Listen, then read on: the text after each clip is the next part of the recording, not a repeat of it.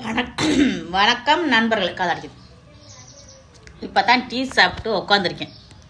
என்னென்றால் phone charge ஏற மாட்டுது. பிடிச்சிக்கிட்டே உட்காந்துருக்கேன். என்னுடைய சூழ்நிலையை பார்த்தீங்களா? கஷ்டம்.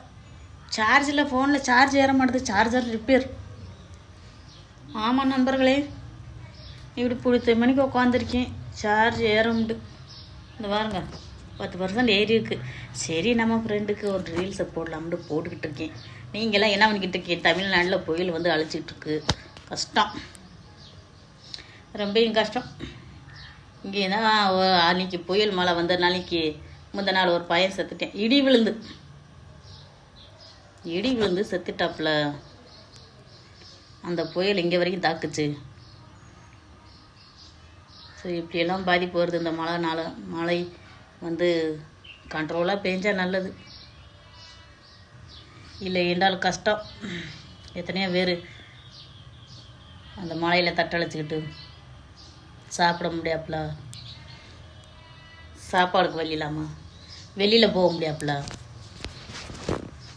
இப்படியே வீடெல்லாம் ஃபுல்லாக தண்ணியாக இருந்தால், வீட்டு எருவெல்லாம் தண்ணியாக இருந்தால் எங்கே போகிறதா?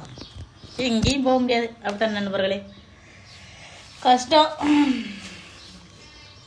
மழை பெஞ்சும் கெடுக்குது, பெய்யாமல் இருந்தாலும் கெடுக்குது. ஸோ மேலே இருக்கிறவங்களுக்கு கொஞ்சமாச்சும் கருணை காட்டணும். அவர் கருணை இல்லாமல் அதை வாட்டுக்கு கொட்டி விட்டுறது அந்த கடவுள் இந்த மழையை. அப்படித்தான் நண்பர்களே. ஸோ பார்த்து ஜாக்கிரதையாக இருங்க. இன்னொரு புயல் வரும் அப்படின்னு சொல்லிக்கிட்டு இருந்தாங்க.